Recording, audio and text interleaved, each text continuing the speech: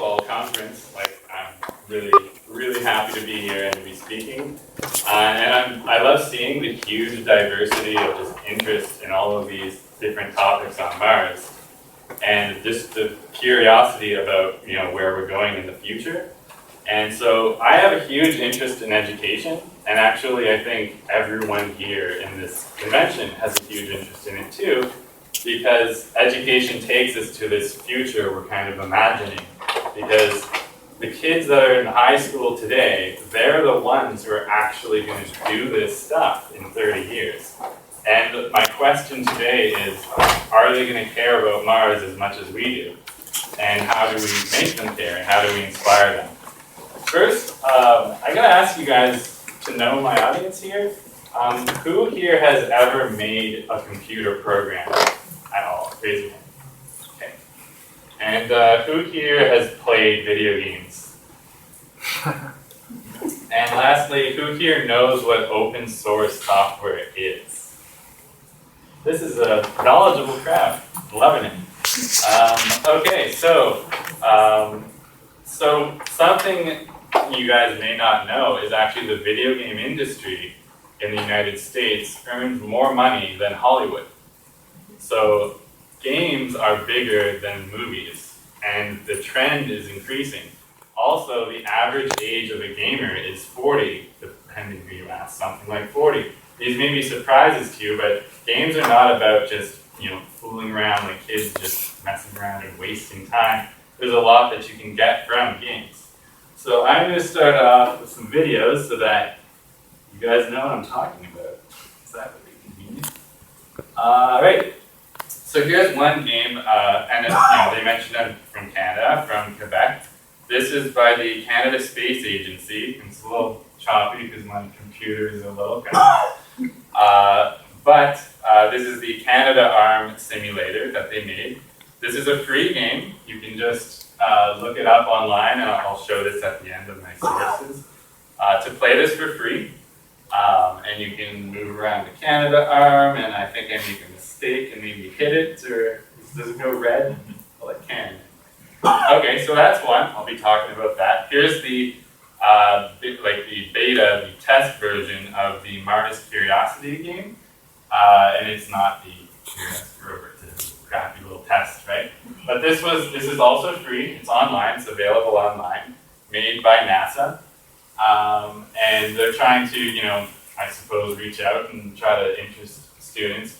You can go way too steep up this hill. Now, if you're a student playing this, you want to tumble down the hill, right? You don't want to just, oh look, I can't possibly fall over. There's a few, limitations to it. There's actually a newer one that I just found out about.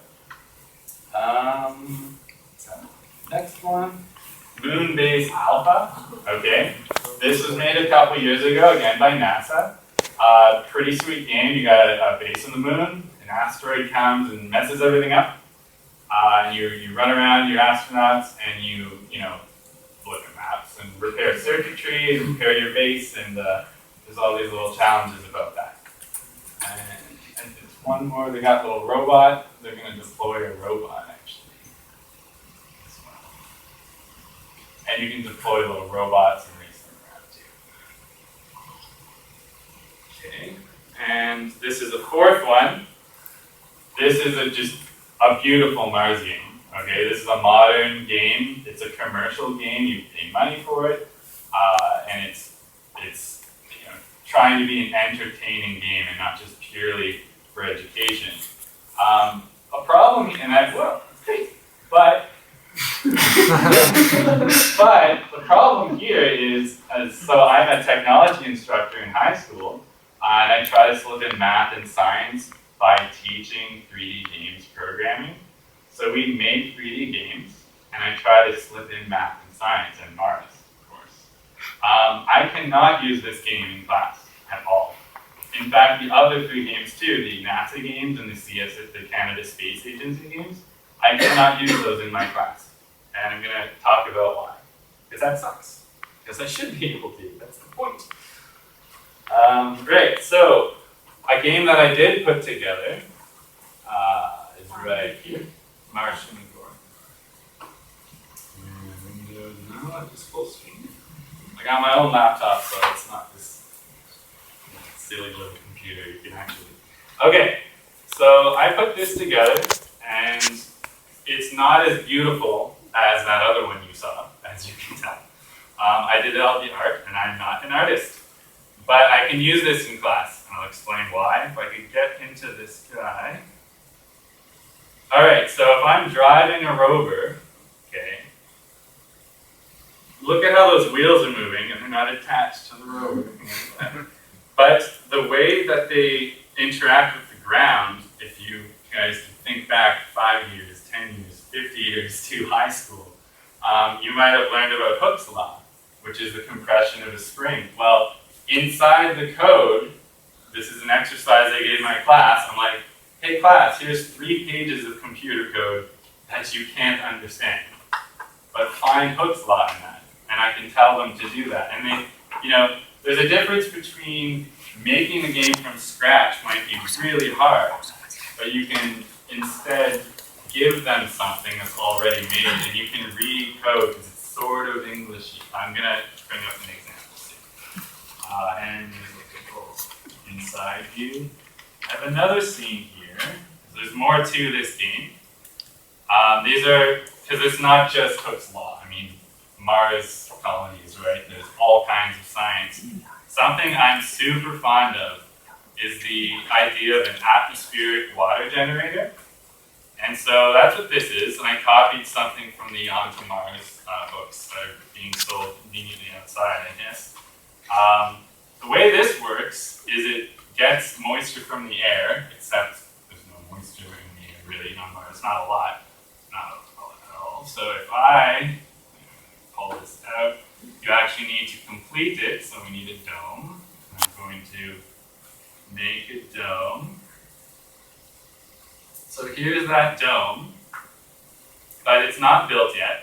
So I have to go around, and what do you need for a dome? Well, here's my plastic sheets. I've cheated. I have like 1,000 bajillion of everything, but we're going to use the sheet here.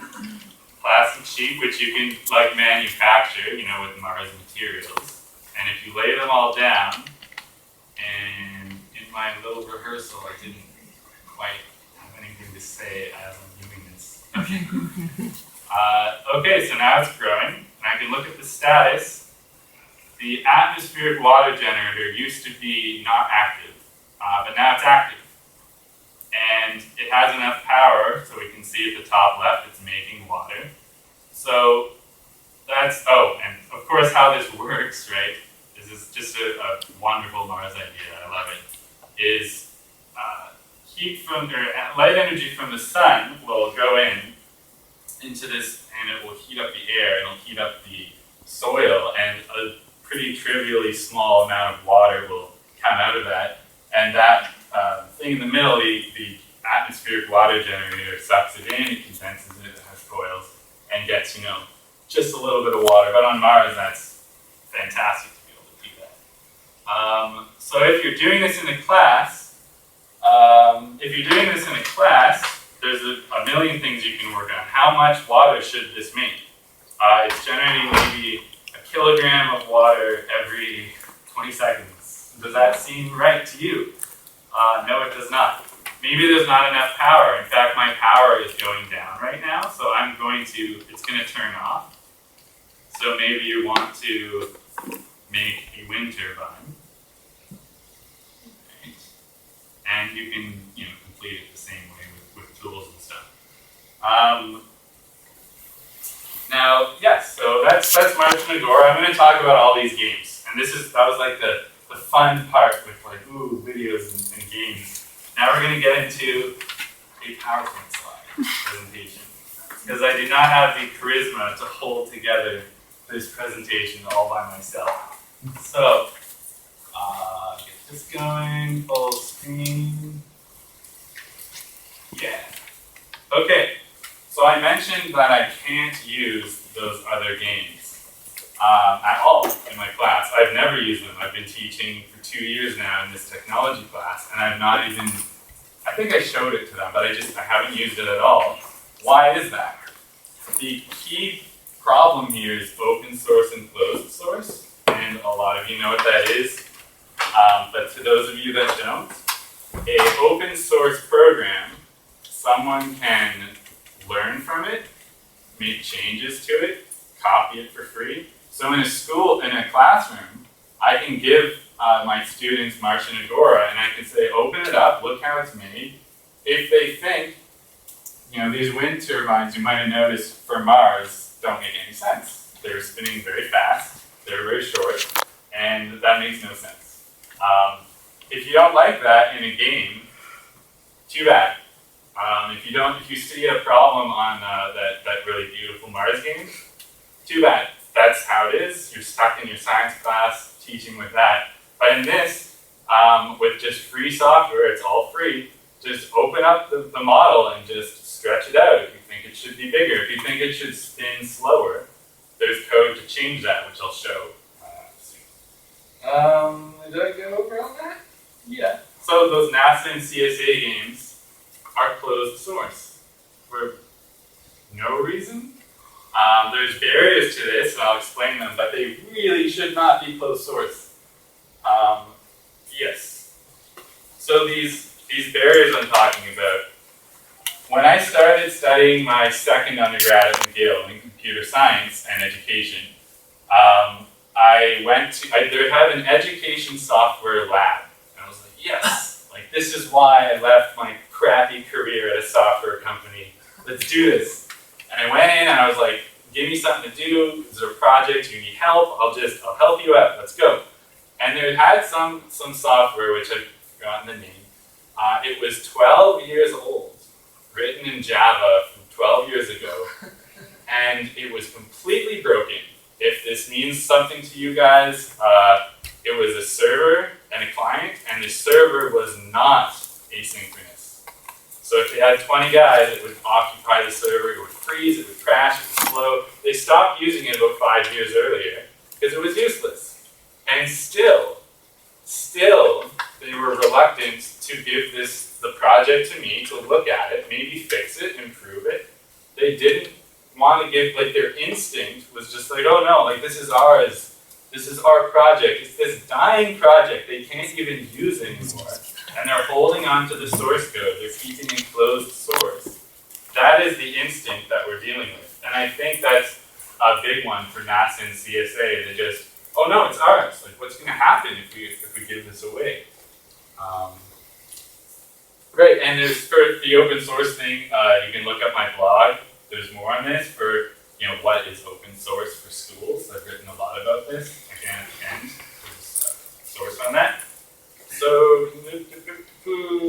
yeah. So the moon base alpha game, the NASA moon game, that one I'm pretty sure was made with a tool called Unreal.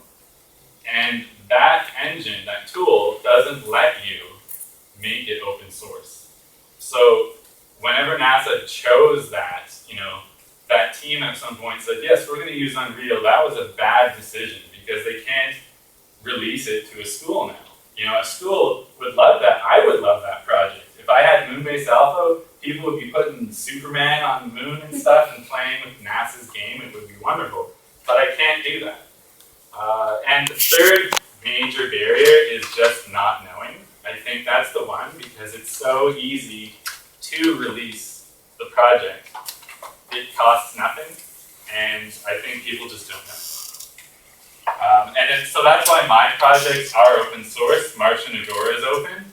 I have Coding Playground is a series of videos on YouTube I have for people with zero programming experience. I'm designing it for Quebec curriculum, but you can, it's all very related. I'm working on new ones. I've just finished this one, 3D Games in Trigonometry.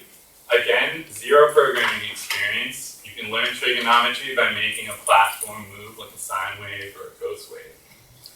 And what about the next one? Maybe 3D games and the science of Mars, right? Yeah. Notes. PowerPoint. What's next? I don't know. The video games industry. So, making a video game is, just like a movie, very expensive, and most of them suck. And most of them are failures, and polishing them is 90% of the work. And so I would never suggest that schools or school boards or the Mars Society should support a project like a full-on commercial game to compete with that beautiful game we saw at the start. That's a bad idea. You don't need to create a polished game. You need to make a game project that maybe is broken, whatever, but it doesn't have to compete with these wonderful games you play at home, because students are stuck in schools. It's like a prison. It just has to be better than jail. Okay? And trust me, this game is better than jail. I have a good story on this actually. My second day teaching, I was like really worried, not confident. I'm like, okay, I'm teaching 12-year-old kids how to make 3D games because I just feel like that would work.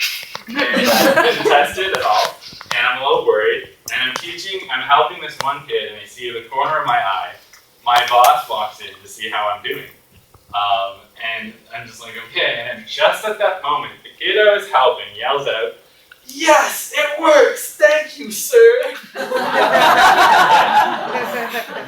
So that felt nice. And realized what we were doing was he was standing on a 3D, and he had just, I don't know, made something. Like, that's all it took. That's all it took to inspire that, because they're better than that.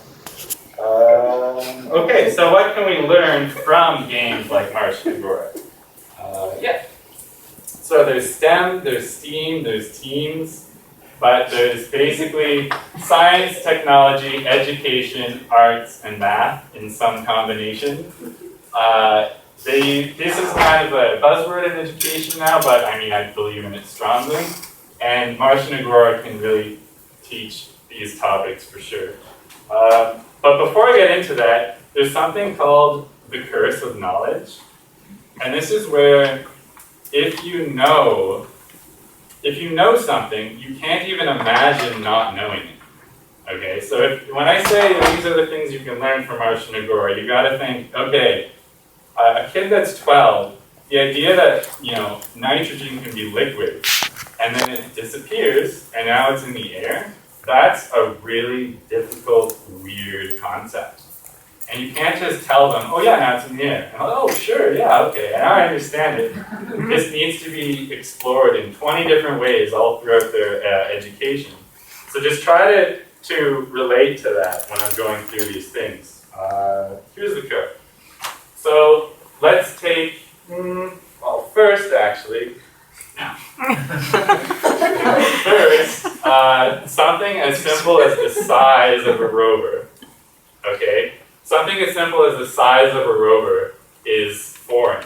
You can say, oh yeah, it's 1 meter, it's 10 meters, and they don't know. If you drag Superman into the world, and your rover's this big and he's this tall, then they might think it's right. It's as simple as that.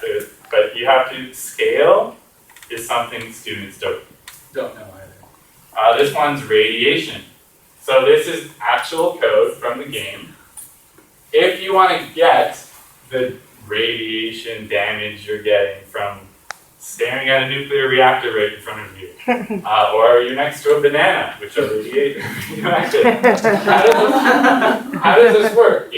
What's the number? Should it be divided by distance squared, distance cubed, 5? What's accurate at all? And you don't have to get this perfect, okay? It doesn't have to be, it should have been 5 instead of 20. Kids have no idea what this should be. They're completely lost. There's height maps. My game uses real Mars terrain data for height. White is tall. That's difficult in a geography class. There's other stuff that I didn't mention. Hooke's law and the rover, sure. This is a big one. People are worried about inappropriate content and losing control, like NASA, CSA, and schools, if you release Moonbase Alpha or whatever. So I got another story. There's an assignment I gave. I was like, what jobs do you imagine being automated soon? And someone was like, well, what about robot strippers?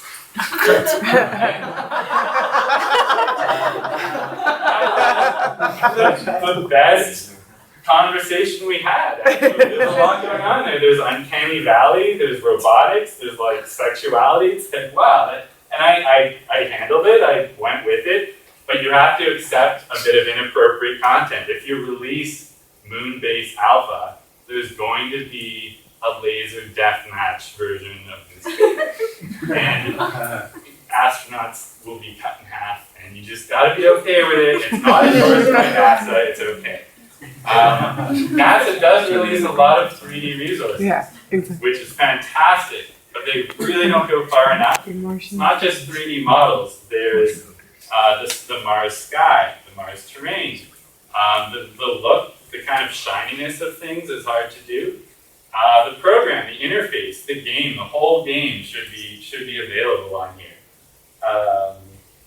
What else have we got? Documentaries. We've all seen a number of documentaries from Mars. Where are these 3D assets in these documentaries? I've seen them reused, BBC, CBC, CBS. Who has this? It's like some artist, in his apartment, on his hard drive, it's just sitting there.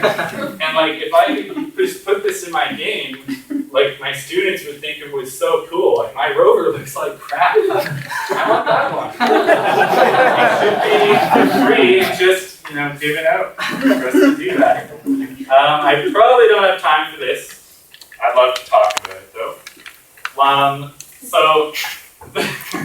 Yeah. I went to a CBC Kids Day for teaching programming. This thing is some Canada's Elmo. Mutated jam. And when she came in, the students were like, Mama Yama! I bring this up because the puppet person's here. This is Kate Arthur and Kids Code Jeunesse I'm with to teach code. And, the reason I brought her up was the thing that I just skipped. So a barrier to integration is actually teachers don't get support from their schools. They don't get training. I could train a teacher in a half an hour to just use Martian Agora for a few hours of instruction, but they just don't get enough support to do that. And so Kids Code will often train teachers. That's something that they do. Okay, final thoughts. High school kids today will execute our plans for 2030. Will they want to? I think that computer games and playful learning is a huge upcoming wave of how to do this. No one is doing this properly, in my opinion, right now. And this is just a huge opportunity for schools and the Mars Society to step in and make this happen. Because games are bigger than Hollywood now. And no one knows that somehow. This is not public knowledge. So we need to make the NASA and CSA games not just open source, but we need to make exercises to learn from them. There you go. So that is me. Website, I have a lot of other projects I obviously didn't have time to mention. To read the blog on open source, just Google that. These are the games. If you want to talk to me later about education, technology, programming games, programming, AI, man, I'm interested in a lot of things. Please talk to me. I'm here today and thank you.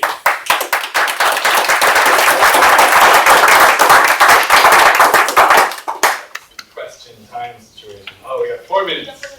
Okay. Yes. So what's your take on Oculus Rift right now? Do you see that as being the next era in gaming? And it gets me extremely excited when you talk about the convergence of AI, machine learning, cognitive computing on that platform. And I can't even begin to imagine all the possibilities. I love the Oculus Rift. I've made a game in it actually. It's this thing you put on your face and it does a 3D trick, just like in a movie theater. So it really feels creepily 3D and kind of like, oh man, it's neat. It tracks your head too. So Oculus Rift in schools, Love the idea. It's a little expensive. Right now it's $200 or $300. You kind of need one for each student or a pair for each student. I'm really into education technology, and a major barrier is people think it's expensive. Like, oh, we need to teach coding. Well, let's buy a $2,500 Mac laptop. There's a $30 Raspberry Pi can make 3D games. Actually, not exactly this, but there's 3D game tools for that. Oculus Rift is a little expensive, but there are these funny things where you can like put your cell phone Right. your head, and it's a little different. It is cool, and I'm really excited about that. It's up and coming. Questions? Yes. Personal inspiration for space? Is that anything from you or? Oh, did I? Yeah, Ooh. Well, if you're going, I've always been interested in space. Interest in Mars was definitely a year ago when I started reading all this Mars Society stuff. An actual interest in space, personally, I've always been interested in science, I guess, and and actually exploring science, to me, has always been on the computer. I didn't have a chemistry lab at home. I didn't have a physics experiments. You know, there's all kinds of crazy physics things you can make happen on a computer that you have no hope of ever doing in real life. And so, personally, I've experienced all my science and experiments on a computer, and I'm definitely not an exception. The class I teach, they are exactly like that too. And games are how you do that. In the back, because I always feel bad about. I was wondering if you'd heard about Kerbal Space Program. Yes. Game, and there's an education version of it that's designed for use in the classroom. It's called Kerbal Edu. I did not know there was an education version. I can clearly see how they would do that. That's very sharp. I haven't played it. I want to, but that looks very promising. That game is like one of the few games I would say that is like a commercial game that you can just play in a classroom without adjusting it. I mean, education version sounds great, but actually that one, you know, I think a science class, you should just play it for a week in class, and the teacher should talk to them about it. Because, you know, if you think that they're not going to learn much, like you haven't really looked at a science class in high school today, where you're just droning on and no one's listening. But that's a fantastic game. So when I first read Bob Zubrin's book, I didn't fully understand like the orbital mechanics. So I played Kerbal Space Program to learn how to do orbital mechanics, and therefore understand it. I made a magnetism simulation game with electrostatics, and seeing things move and moving them, it's huge. That's for sure. I don't think we have time for any more questions. Thank you so much for